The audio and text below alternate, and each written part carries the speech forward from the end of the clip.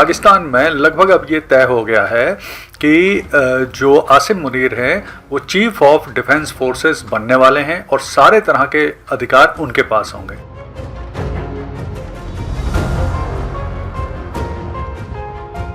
Chief of defence staff बनाने की बात चल रही है आसिम मुनीर को, उसके पास सेना और सिविल संबंधित बहुत सारे अधिकार होंगे।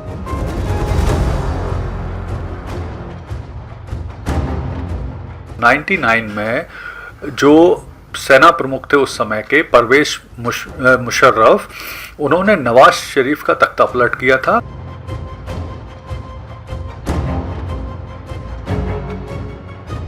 नमस्कार दोस्तों, आज बात करेंगे एक इम्पॉर्टेंट डेवलपमेंट पर, और वो डेवलपमेंट ये है कि पाकिस्तान में आसिम मुनीर बनेंगे चीफ ऑफ डिफेंस फोर्सेस और सारे अधिकार होंगे अब उनके पास।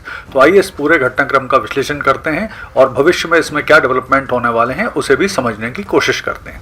तो देखिए, पाकिस्तान में लगभग अब ये तय हो गया है कि जो आसिम मुनीर हैं वो चीफ ऑफ डिफेंस फोर्सेस बनने वाले हैं और सारे तरह के अधिकार उनके पास होंगे। और जब मैं ये कह रहा हूँ सारे अधिकार, तो प्रमुख रूप से ये अधिकार सिविल और आर्मी दोनों से मिले हुए या दोनों से जुड़े हुए होंगे।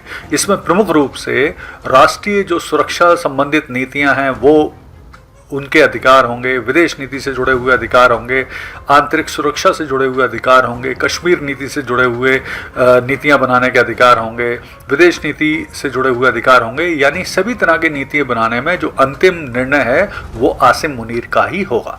और ये होगा कैसे? तो देखिए, इन दिनों बहुत तीव्र गति से पाकिस्तान में प्रोसेस चल रहा है 27वें संविधान संशोधन करने का।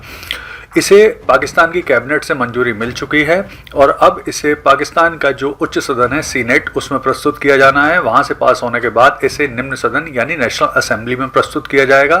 फिर राष्ट्रपति हस्ताक्षर करेंगे और ये बन जाएगा, ये कानून बन जाएगा और ये सारे अधिकार फिर इसके बाद आसिम मुनीर को मिल जाएंगे।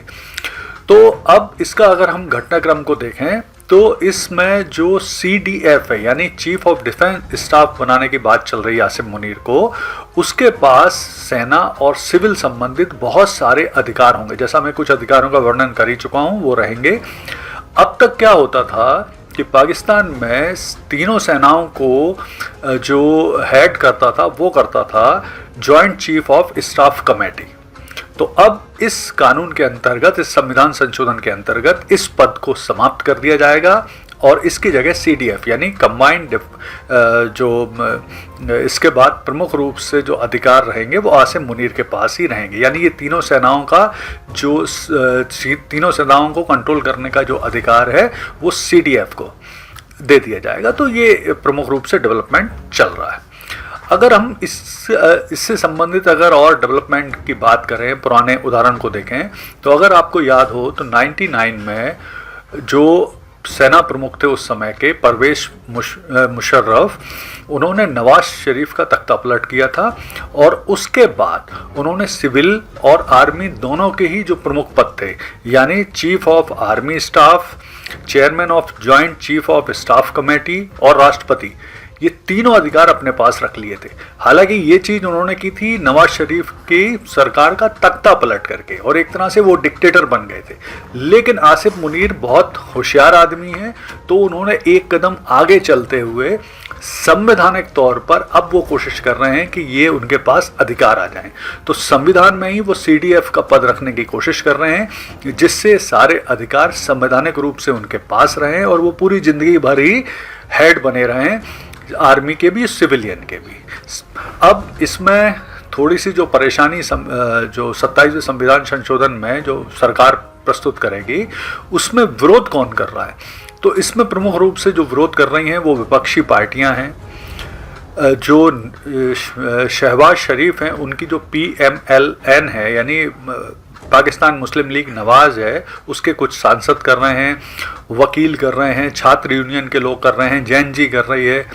तो इनके आंदोलन, हालांकि मुझे लगता नहीं है कि जिस तरह की सेना का दबाव है, सरकार की दृढ़ इच्छा शक्ति है इसे पास कराने की, और जिस तरह से शहबाज शरीफ पूरी तरह से झुके हुए हैं आसिम मुनीर के पक्ष में, तो इस बिल को पास होने में ज़्यादा समय लगेगा ऐसा लगता नहीं। अब ये बिल पास क्यों कराना चाहते हैं, क्यों कराया के पीछे वजह क्या बताई जा रही है? तो सबसे बड़ी वजह ये बताई जा रही है क्यों आसिम मुनीर को अधिकार दिए जाना है।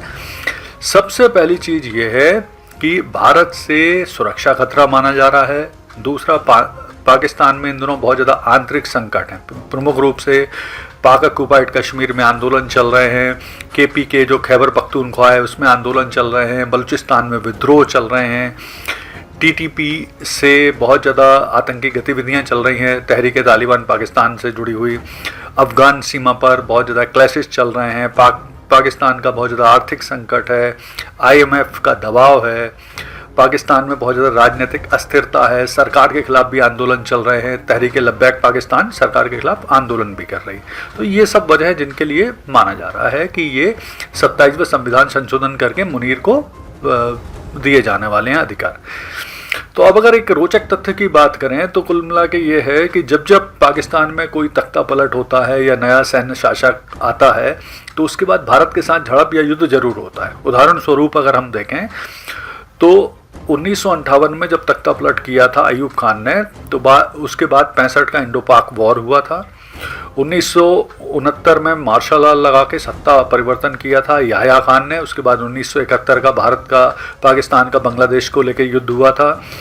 1977 में जब जिया उल हक ने तख्ता पलट किया था तो फिर उसके बाद 1984 में सियाचिन में झड़प हुई थी।